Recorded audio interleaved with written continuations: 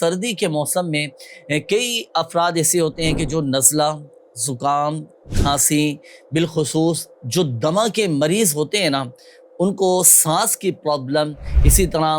جلد بعض اوقات خشک ہو جاتی ہے، ایڑیاں پھٹنا شروع ہو جاتی ہیں، تو اس طرح کے امراض اور کئی مسائل بڑھ جاتے ہیں۔ سب سے پہلے تو ایک کامن مسئلہ جو بچوں کو بھی، بڑوں کو بھی، بالخصوص بزرگوں کے ساتھ بھی اس طرح کی پرابلم ہوتی ہے کہ نزلہ، زکام، کھانسی، گلے کے امراض میں مبتلا ہو جاتے ہیں۔ تو نزلہ، زکام، کھانسی، گلے کے امراض سے محفوظ رہنا چاہتے ہیں تو ہر بار بسم اللہ الرحمن الرحیم کے ساتھ 3 مرتبہ سورۃ الفاتحہ، جسے سورۃ الشفا کہا جاتا ہے، یہ اول اور آخر درود پاک کے ساتھ پڑھ کر پانی پر دم کر کے پی لیں تو الحمدللہ عز و جل اللہ پاک کی رحمت سے شفا حاصل ہوگی۔ اسی طرح نزلہ، زکام سے حفاظت کا ایک دوسرا وظیفہ یہ بھی ہے کہ لا الہ الا اللہ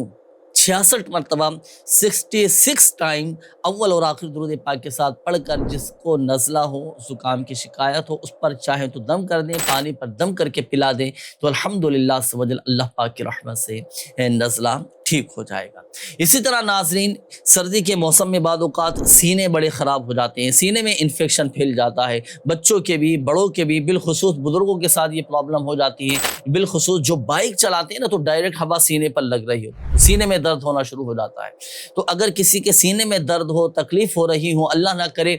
بچوں کو نمونیا ہو چکا ہو، ان کی پسلیاں چل رہی ہوں، تو 75 مرتبہ 75 ٹائم اول اور آخر درود پاک کے ساتھ لا الہ الا اللہ پڑھ کر سینے پر دم کر دیں، الحمدللہ عز و جل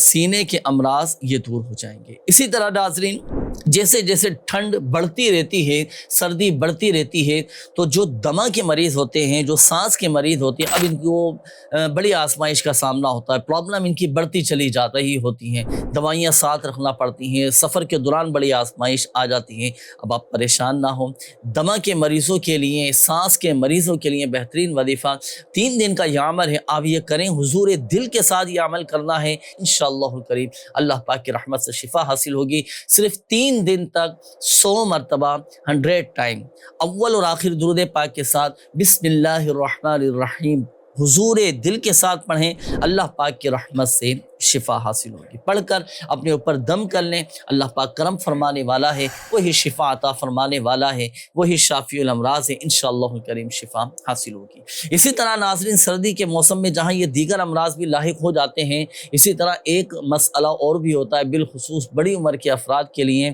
کہ چونکہ درجہ حرارت سردیوں میں کم ہو جاتا ہے، ٹھنڈ بڑھ رہی ہوتی ہے، تو جوڑوں میں درد، گٹھنوں میں درد یہ ہونا شروع ہو جاتا ہے۔ تو دیکھیں، اولاً اپنا خیال بھی رکھنا ہے، گرم ملبوسات، گرم کپڑوں کا بھی استعمال کریں، اسی طرح ورزش ہلکی پھلکی یہ بھی کرتے رہیں، اس سے کیا ہوگا کہ جسمانی طور پر آپ مضبوط رہیں گے۔ اور بالخصوص جو بزرگ افراد ہیں، اگر ان کے جوڑوں میں، گٹھنوں میں، باڈی میں درد رہتا ہو، یا جسم کے کسی مخصوص حصے میں درد رہتا ہو، تو اٹھتے بیٹھتے، چلتے پھرتے یا غنیو یا غنیو یا غنیو یا غنیو یہ پڑھتے رہیں، اللہ پاک کی رحمت سے شفا حاصل ہوگی۔